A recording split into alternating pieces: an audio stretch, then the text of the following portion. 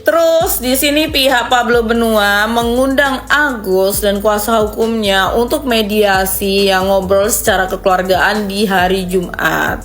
Dan kalian tahu jawabannya apa? Apa tuh? Kuasa hukum Agus nggak mau pakai acara mediasi ngobrol kekeluargaan atau apapun, nggak mau. Tapi kalau uang 1,3 M-nya dikasih di hari Jumat itu secara langsung, baru dia mau datang. Ada pihak-pihak lain yang ingin menguasai uang tersebut, ingin menguasai penuh uang tersebut. Gua kemarin pada saat live ada seseorang wanita, gua gak mau sebut namanya begitu ya, berkerudung. Mungkin teman-teman netizen sudah bisa paham siapa orang tersebut. Di tempat tinggalnya itu banyak yang menghujat. Di tempat tinggalnya banyak yang hujat, tetangga segala macem. Jadi mereka nggak ada masalah sih kalau tetangga saya, teman saya juga ya. Kasih kode kurang briefing. Wawa lupa. You guys, welcome back to my channel. Ya, jadi topik yang kali kita bakal bahas adalah kayak yang FYP aja ya di TikTok. Baru-baru ini yang FYP di TikTok yaitu dari stasiun TV ya. Jadi Agus mau diundang ke stasiun TV. Agus sibuk banget ya jadwalnya ya. Diundang stasiun TV, ketemu dengan Pablo. Pablo adalah salah seorang advokat juga ya, yang selalu menyindir Agus nih ya. Jadi guys, nggak usah berlama, kita mulai videonya. Buat teman-teman yang baru mampir, jangan lupa guys klik dulu tombol subscribe-nya. Udah klik tombol subscribe, gue ngucapin banyak-banyak terima kasih. Jangan lupa juga lakukan like, comment, share, dan aktifin tombol loncengnya. Teman-teman harus komen, karena setiap komen kalian itu sangat berarti, karena bakal kita bacain di akhir video 3 top komentar atas dan like terbanyak. Jika ingin teman-teman dibacakan juga, teman-teman bisa langsung aja melalui jalur super thanks. Jadi kan nanti komennya di atas kita bisa bacain. Yuk, nggak usah lama, kita mulai videonya sekarang juga. Let's go. Nah, ini dia ya, Ainus ya.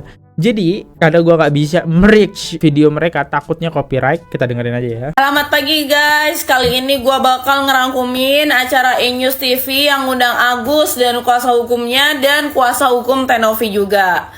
Gua bakal bahas part yang penting-penting aja, karena ini kan durasinya cukup panjang ya. Dan seperti yang kita tahu, dimanapun tempat diundangnya mereka ini, pertanyaannya selalu sama dan itu-itu aja gitu. Oke, yang pertama yang menjadi kebingungan gua adalah ketika hostnya ini ngajak Agus salaman ya. Kalau kalian lihat videonya, langsung pas di tangannya hostnya, Agus bisa langsung salaman, lu ngerti nggak? Nggak yang pakai raba-raba dulu atau gimana, langsung. Gak mungkin, masa bisa? Kan mata Agus gak bisa lihat, kok gak mungkin. Lancar salaman, itu pertama.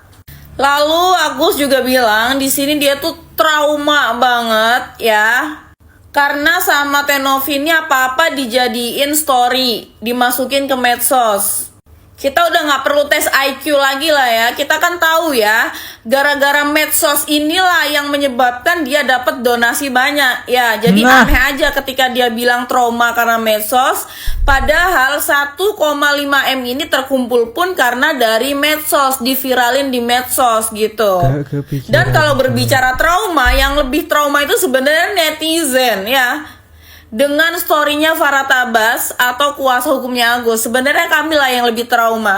Terus dia bilang juga tim Tenovi ini seakan-akan memojokkan istrinya. Setahu gue Agus, istri lu tuh emang selalu milih duduk di pojokan dengan sendirinya. Istri lu tuh emang suka mojok sambil ngopek-ngopekin tangan lu. Jadi gak ada yang mojokin istri lu. Ngopek-ngopekin iya ya. Iya juga sih, benar sih, kita kan selalu ngeliat istrinya mojok gitu ya. Itu kagak ada.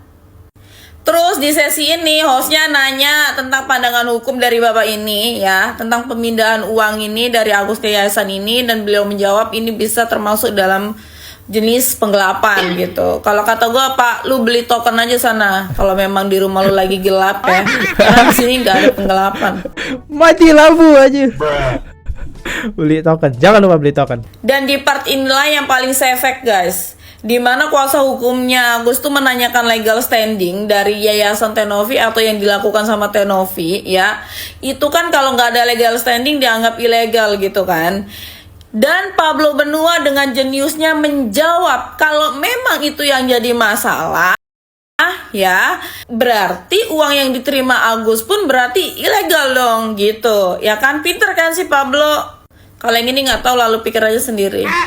Di sini hostnya ini nanya ke bapak ini, karena bapak ini kan mewakili para donatur. Hostnya nanya, Pak, bapak mewakili berapa donatur gitu kan?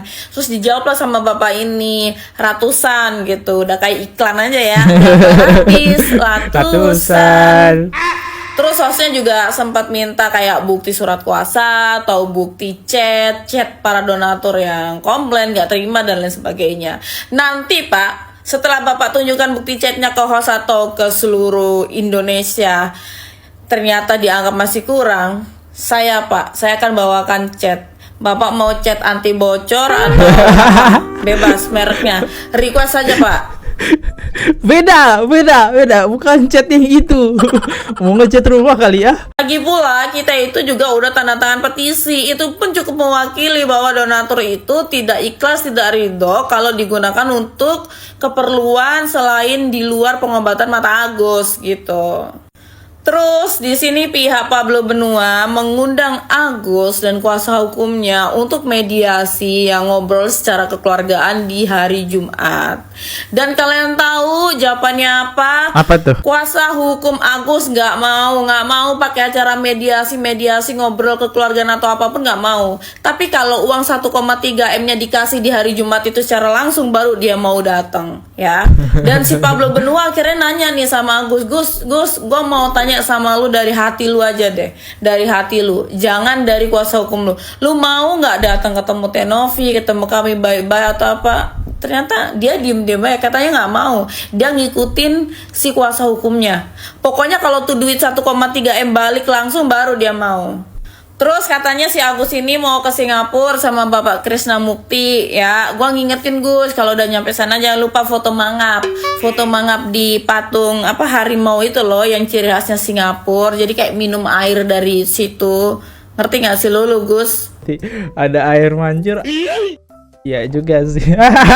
Terus di sini Pablo juga bilang kalau kuasa hukum mereka itu udah ngirim surat beberapa kali ke Agus dan dicuekin. Agus pun mengiyakan gitu. Makanya lain kali jangan kirimin surat, langsung aja kirimin santet. Pingsan dong nanti.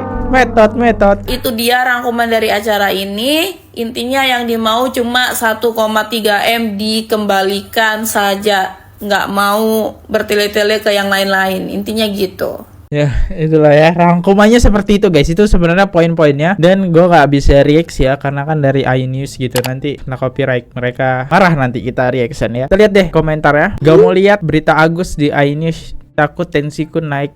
Iya bahaya banget, bahaya. Dia ditanya ya sama Pablo, biar kuasa hukum saya yang menjawab. Itu juga dipaksa, mau nggak ketemu Tenovi, biar kuasa hukum saya menjawab. Gitu guys. Saya langsung saya patiin tuh. Apa ini? Poinnya Agus mau uang 1,3 M kak, bukan pengobatan. Bener, biar bisa jalan-jalan ke Singapura. Jokes, bercanda ya. Setelah dari acara itu, Pablo buat story nih, nyindir lagi ya. Giran disindir langsung ngelaporin. Siapa tuh? Bukan si Farad loh, bukan loh. Si tetangga saya. Disindir langsung ngelaporin dia ya. Tapi hobinya nyindir. Pap blok. Berarti Pap ini nyindir Pablo. Seharusnya sih Pablo Benua ya, kan? Memang blok, gak ada sekolahnya, gak jelas pekerjaannya, ngomongnya seperti ikan, ngomong di dalam kolam alias kumur-kumur. Masih mending kayak kumur-kumurnya daripada muter-muter. Bercanda. Jika ada pengacara yang ngaku dapat kuasa dari ratusan donatur atas donasi terhadap Agus, maka mereka harus tunjukkan surat kuasa orang perorangan dan surat kuasa hukum. Untuk apa? Petisi yang kita tanda tangan itu secara online apa tuh? LSM. Hajar akan melaporkan semua donatur yang mendonasikan langsung ke rekening Agus jika mereka minta kembali sumbangan ikhlas sukarelanya. Apalagi kalau pakai ngaku-ngaku merasa ditipu. Jelas-jelas uangnya dikuasai yayasan. Dan ingat, jangan uang-uang yang sedikit jadi bukit. Itu membuat nyonya yayasan merasa itu tangan dan uang dia. Mana sini? Bawa ke kami surat kuasa tagih dan permalukan Agus itu. Saya tunggu. Nanti disamperin. Di story nyindir. Lanjut. Ya ampun, Blok masuk TV ngaku-ngaku jadi pengacara donatur. Hey Blok, kualitas omongan kamu itu jelek banget, kelihatan banget gak punya ilmu. Ini ngatain orang goblok ya teman-teman. Dikatain tai aja, tai ya, tai, ingat tai, itu langsung lapor. Pria sejati tidak nulis status story, tapi langsung ketemu face to face. Oke, inti masalahannya bukan masalah dibawa kemana-mana. Karena kan ini pakai bando gitu ya. Maksudnya bando itu barisan anti pendosa. Ya kayaknya si bando kayaknya itu ya. Kalau salah mau dikoreksi ya. Ini sebenarnya si Farhat ini lagi ngomongin dirinya sendiri loh netizen. Oh kita tuh salah. Oke, bener. Ah, Negatif aja kita ya. Pablo duga ada yang ingin kuasai uang Agus. Waduh, siapa nih Pablo? Ada pihak-pihak lain yang ingin menguasai uang tersebut, ingin menguasai penuh uang tersebut, gitu, uang yang dimaksud tersebut, uang donasi tersebut. Sehingga hal itu adalah hal-hal yang menurut gua tidak baik. Orang yang ingin menguasai itu, saya tidak mengatakan itu adalah kuasa hukumnya, akan tetapi Bukan mengkuasa hukumnya, berarti Farhat dong. gua kemarin pada saat live ada seseorang wanita, gua gak mau sebut namanya begitu ya, berkerudung. Wah. Mungkin teman-teman netizen sudah bisa paham siapa orang tersebut. Dia tiba-tiba teriak di belakang, seolah-olah dia yang paling strength, dia yang paling ingin agar uang tersebut segera dikuasain oleh Agus. Dia yang menimbulkan kesan bahwa seolah-olah Agus harus menang atas uang donasi tersebut. Nah, mungkin teman-teman akan paham betul bahwa siapa itu.